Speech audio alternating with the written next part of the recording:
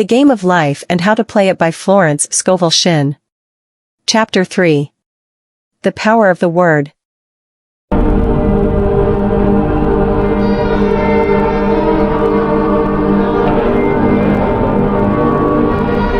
would be wise to surrender.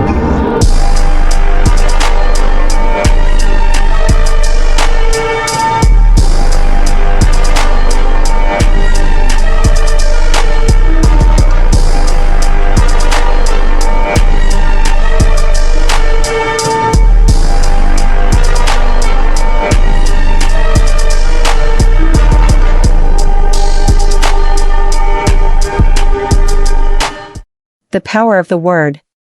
By thy words thou shalt be justified, and by thy words thou shalt be condemned.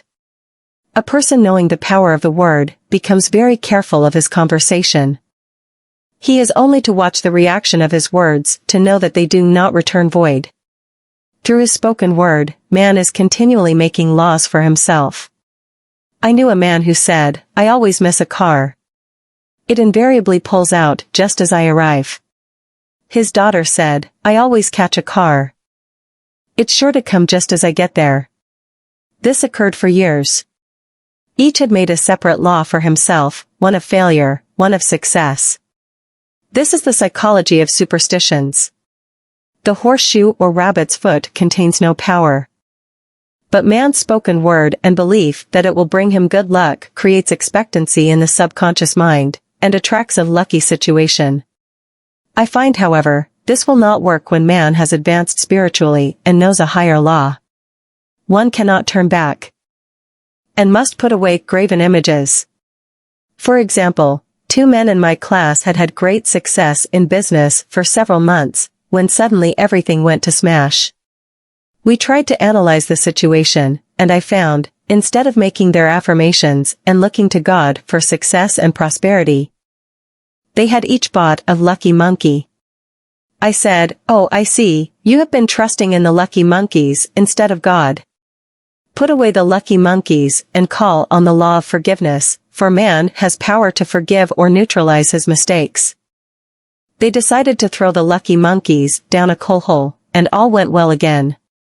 This does not mean, however, that one should throw away every lucky ornament or horseshoe about the house, but he must recognize that the power back of it is the one and only power, God. And that the object simply gives him a feeling of expectancy. I was with a friend, one day, who was in deep despair.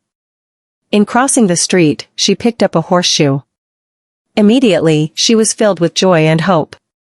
She said God had sent her the horseshoe in order to keep up her courage. It was indeed, at that moment, about the only thing that could have registered in her consciousness. Her hope became faith, and she ultimately made a wonderful demonstration. I wish to make the point clear that the men previously mentioned were depending on the monkeys alone, while this woman recognized the power back of the horseshoe. I know, in my own case, it took a long while to get out of a belief that a certain thing brought disappointment. If the thing happened, disappointment invariably followed. I found the only way I could make a change in the subconscious was by asserting, there are not 2 powers, there is only one power, God, therefore, there are no disappointments, and this thing means a happy surprise. I noticed a change at once, and happy surprises commenced coming my way. I have a friend who said nothing could induce her to walk under a ladder. I said, if you are afraid, you are giving in to a belief in 2 powers, good and evil, instead of one. As God is absolute, there can be no opposing power, unless man makes the false of evil for himself. To show you believe in only one power, God, and that there is no power or reality in evil, walk under the next ladder you see. Soon after, she went to her bank. She wished to open her box in the safe deposit vault, and there stood a ladder on her pathway. It was impossible to reach the box without passing under the ladder. She quailed with fear and turned back. She could not face the lion on her pathway. However, when she reached the street, my words rang in her ears, and she decided to return and walk under it.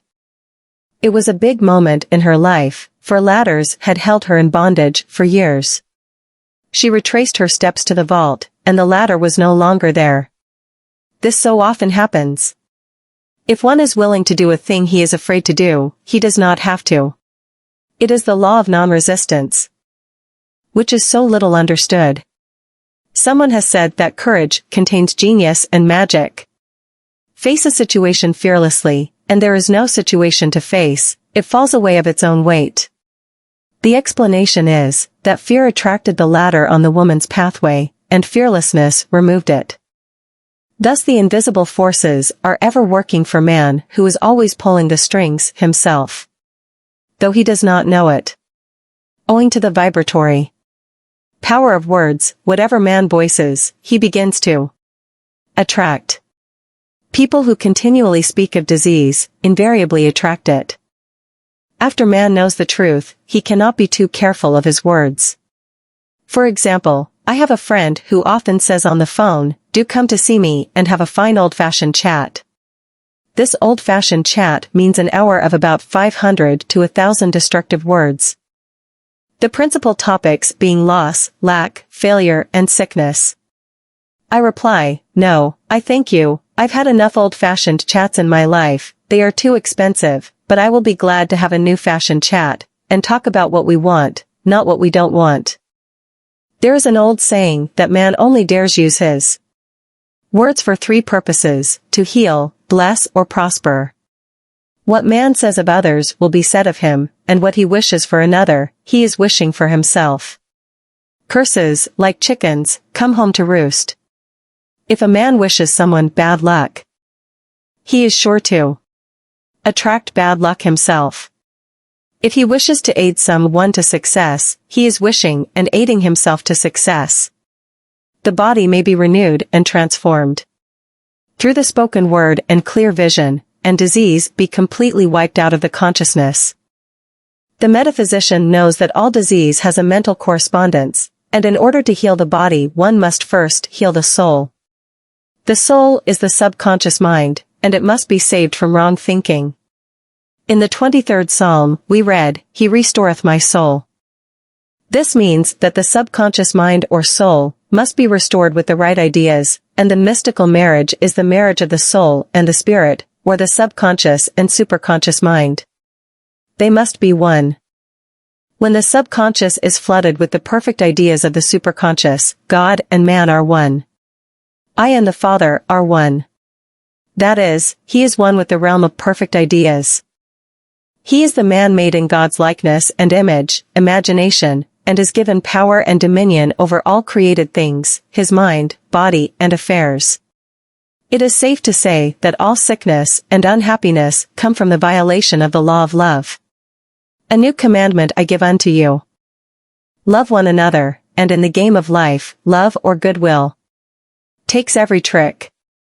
For example, a woman I know had, for years, an appearance of a terrible skin disease.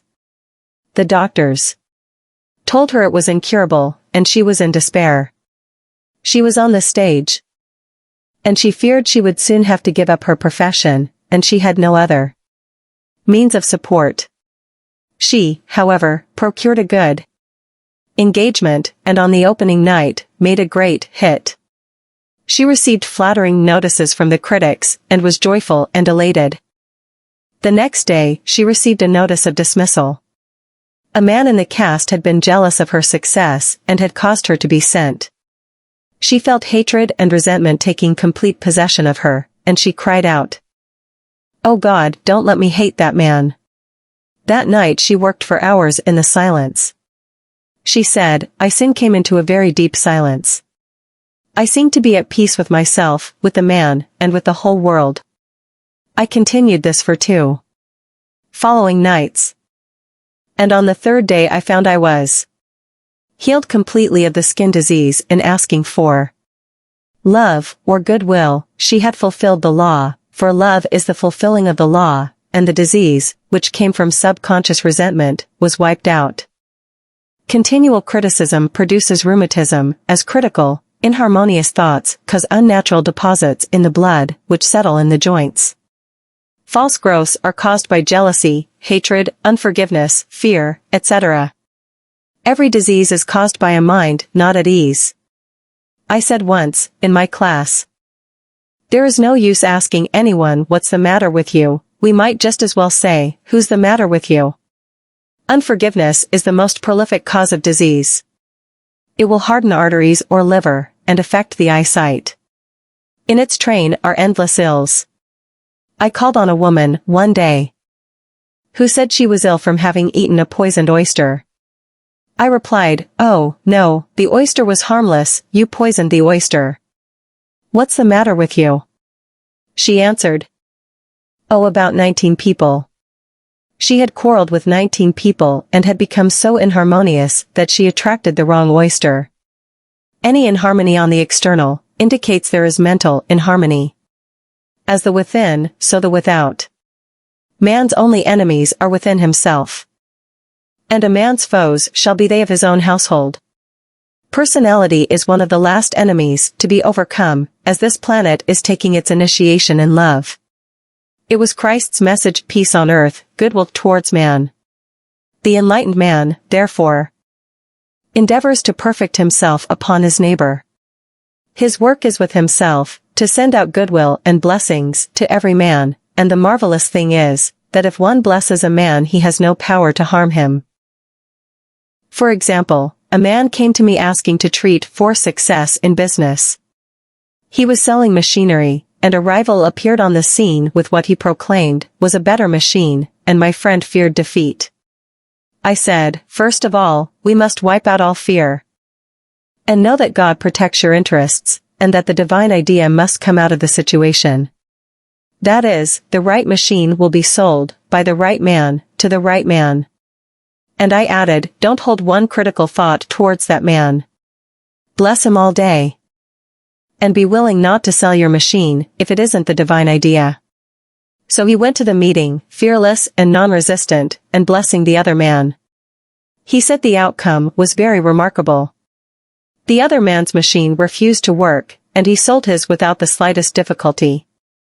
But I say unto you, love your enemies, bless them that curse you, do good to them that hate you, and pray for them which spitefully use you and persecute you. Goodwill produces a great aura of protection about the one who sends it, and no weapon that is formed against him shall prosper. In other words, love and goodwill destroy the enemies within oneself, therefore, one has no enemies on the external. There is peace on earth for him who sends goodwill to man.